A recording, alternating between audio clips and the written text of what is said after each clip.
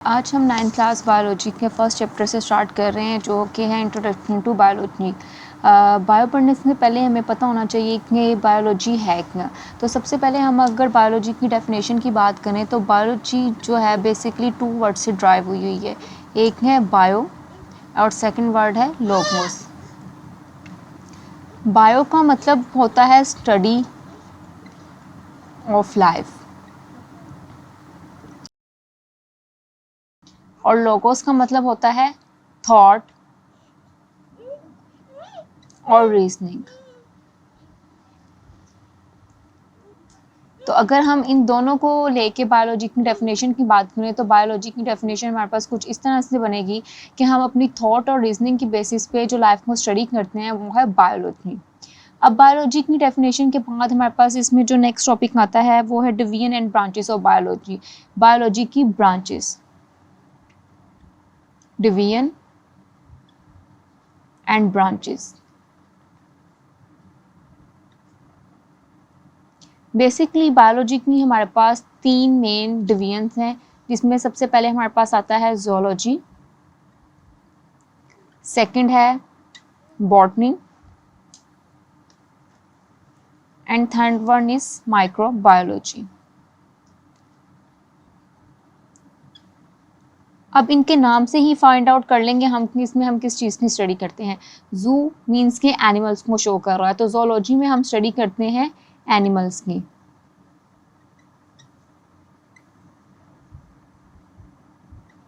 और बॉटनी हमें नाम से ही पता चल रहा है कि इसमें हम प्लांट्स की स्टडी करेंगे। देन हमारे पास आती है माइक्रोबायोलॉजी। माइक्रो का मतलब हमें पता है कि माइक्रो का मतलब क्या होता है, ऑर्गेनिजम्स, स्मॉल ऑर्गेनिजम्स। और बायोलॉजी मीन्स के स्टडी ऑफ माइक्रो ऑर्गेनिजम्स। तो इसमें माइक्रोबायोलॉजी में हम क्या करेंगे, माइक्रो ऑर्गेनिजम्स की स्टडी करेंगे।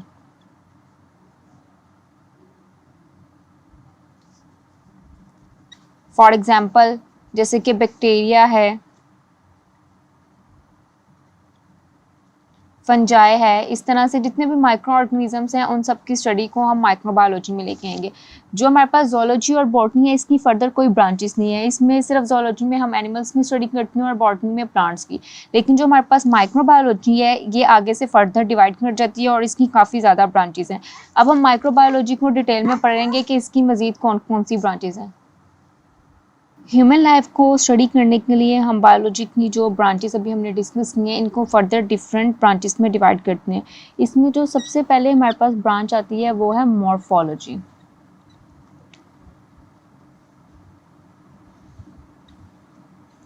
अब मॉर्फोलॉजी क्या है, मॉर्फो का मतलब होता है स्ट्रक्चर।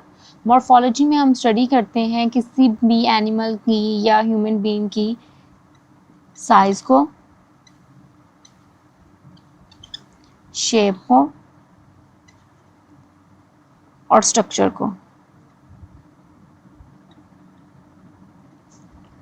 अगर हम इसकी एग्जांपल की बात करें तो हमारे पास जो रूट्स हैं, एक प्लांट है उसके जो रूट्स हैं, स्टेम्स हैं, लीव्स हैं, फ्रूट्स हैं, ये सारे मिलके एक फ्लावरिंग प्लांट की मॉर्फोलॉजी बना रहे होते हैं। अगर ये सारे प्रेजेंट नहीं होंगे तो प्लांट जो है वो कभी भी नहीं बनेगा। अगर रूट एब्सेंट है तो प्लांट नहीं ग्रो करेगा, स्टेम एब्सेंट है तो भी प्लांट ग्रो नहीं करेगा।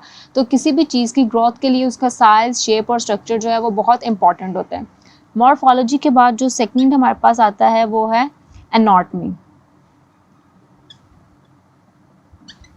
एनाटॉमी होता है study of internal structure.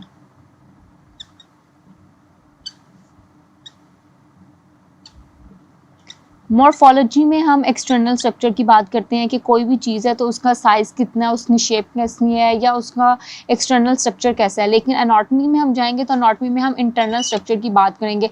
For example जैसे कि ऑर्गन्स हैं, तो ऑर्गन्स इंटरनली हमें कैसे नज़र आ रहे हैं, अगर इस चीज़ की हम स्टडी करेंगे तो हम इसको एनाटॉमी में लेके जाएंगे। एनाटॉमी के बाद हमारे पास जो नेक्स्ट ब्रांच आती है वो है histology. As we know that कि हिस्टो का मतलब होता है टिश्यू। तो हिस्टोलॉजी का मतलब क्या होगा, हिस्टोलॉजी में हम किस चीज़ की स्टडी करेंगे, टिश्यूज़ की। यानी कि हिस्टोलॉजी में हम माइक्रोस्कोपिक स्टडी करेंगे टिश्यूज़ की। फॉर एग्जांपल अगर कोई भी डिसीज़ है जैसे लीवर कोलिसाइटिस है और हमने लीवर कोलिसाइटिस को फाइंड आउट करना है, तो उसके लिए हम हिस्टोलॉजी करेंगे पेशेंट की, यानी कि उसके जो लीवर के टिश्यूज़ हैं उनकी माइक्रोस्कोपिक स्टडी करेंगे, जिससे हमें पता चलेगा कि पेशेंट जो है वो कौन सा डिसीज़ में सफ़र कर रहा है। हिस्टोलॉजी के बाद हमारे पास जो नेक्स्ट ब्रांच आती है वो है सेल बायोलॉजी। सेल बायोलॉजी में बेसिकली हम स्टडी करते हैं सेल्स के स्ट्रक्चर की और फंक्शन की।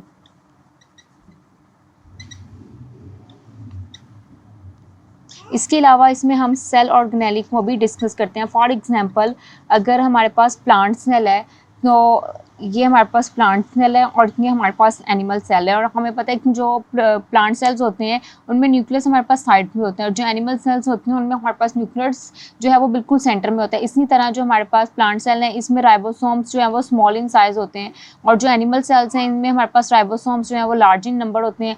तो अगर हम किसी भी सेल की स्टडी करते हैं, उसके फंक्शन की, उसके स्ट्रक्चर की, तो वो हमारे पास सेल बायोलॉजी में आता है। अगर हम प्लांट सेल की स्टडी करेंगे तो ये भी सेल बायोलॉजी में आएगा कि हम देख रहे हैं कि इसमें हमारे पास न्यूक्लियस किस जगह पे प्रेजेंट है, राइबोसोम्स का स्ट्रक्चर क्या है, ऑर्गेनेलिस किस तरह की है।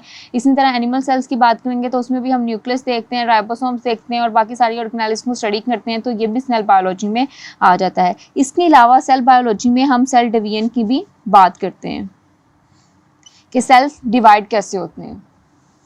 अब सेल बायोलॉजी के बाद हमारे पास जो नेक्स्ट ब्रांच आती है वो है फिजियोलॉजी। फिजियोलॉजी मेडिकल की एक बहुत बड़ी ब्रांच है जिसमें हम फंक्शंस की बात करते हैं। जैसे एनाटॉमी में हम इंटरनल स्ट्रक्चर की बात कर रहे थे, तो फिजियोलॉजी में हम बात करते हैं फंक्शंस की।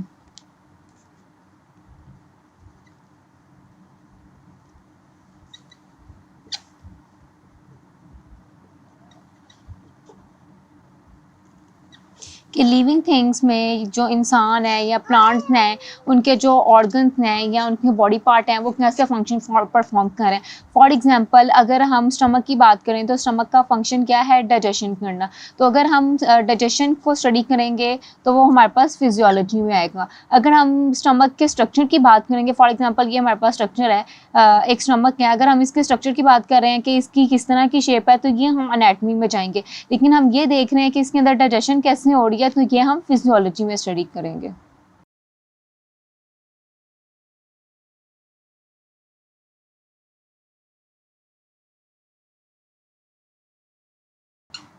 जेनेटिक्स। जेनेटिक्स नाम से ही हमें पता चल रहा है कि इसमें कुछ जीन्स टाइप चीज़ होगी। तो जेनेटिक्स में हम स्टडी करते हैं जीन्स को, और इसके साथ साथ हम ये भी देखते हैं कि जीन्स का इनहेरिटेंस में क्या रोल है। अब सबसे पहले तो हमें ये पता होना चाहिए कि इनहेरिटेंस है क्या। इनहेरिटेंस को अगर हम उर्दू में बात करें तो बेसिकली इसको कहते हैं विरासत, यानी कि इनहेरिटेंस बायोलॉजी में क्या है, transmission of characters, transmission of characters from one generation to another, यानी कि हमारे जो फादर या मदर है उनसे जो करेक्टरिस्टिक्स हमारे अंदर डेवलप होंगी, हमारे अंदर ट्रांसफ़र होंगी, वो इनहेरिटेंस है। और जेनेटिक्स में हम स्टडी करते हैं जीन्स की और इनहेरिटेंस के रोल की। जेनेटिक्स के बाद जो हमारे पास नेक्स्ट ब्रांच आती है वो है एम्ब्रियोलॉजी।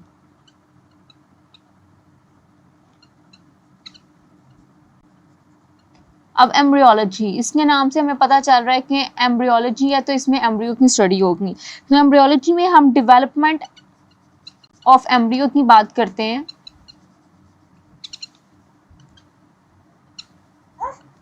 टू न्यू इंडिविजुअल, कि जो एक नया इंडिविजुअल क्रिएट हो रहा होता है या डेवलप हो रहा होता है, उसकी स्टडी को जब उसकी हम एम्ब्रियो की स्टडी करते हैं तो हम उसको एम्ब्रियोलॉजी की ब्रांच में ले जाते हैं। अच्छा, अब एम्ब्रियोलॉजी के बाद जो हमारे पास नेक्स्ट ब्रांच आती है वो है टेक्सोनॉमी। टेक्सोनॉमी में हम स्टडी करते हैं ऑर्गेनिजम्स की क्लासिफिकेशन की, कि हम उनको कैसे ग्रुप्स और सब ग्रुप्स में डिवाइड करते हैं। Naming and classification. अगर हम इसकी एग्जांपल की बात करें तो हमारे पास सबसे पहले जो है जितने भी लिविंग ऑर्गेनिजम्स थे उनको दो ग्रुप्स में डिवाइड किया गया था, एक था प्लांट और एक था एनिमल्स। बट उस जैसे जैसे टाइम गुजरता गया कुछ साइंटिस्ट को इनके ऊपर ऑब्जेक्शन आ गई और उन्होंने कहा कि बहुत ज़्यादा ऑर्गेनिजम्स ऐसे हैं जिनको हम प्लांट्स में नहीं रख सकते बिकॉज वो ऑटोट्रॉप्स नहीं है, वो हाइड्रोट्रॉप्स हैं। और इसी तरह बहुत ज़्यादा एनिमल्स ऐसे हैं जिनको हम एनिमल्स में नहीं रख सकते, वो ऑटोट्रॉपिक करेक्टरिस्टिक्स शो कर रहे हैं। तो इसीलिए टैक्सोनॉमी को इंट्रोड्यूस कराया गया कि ऑर्गेनिजम्स को ग्रुप्स और सब ग्रुप्स में डिवाइड किया जाए उनकी क्लासिफिकेशन के और उनके नेमिंग के अकॉर्डिंग। अब टैक्सोनॉमी के बाद हमारे पास जो नेक्स्ट ब्रांच आती है वो है पैलेंटोलॉजी।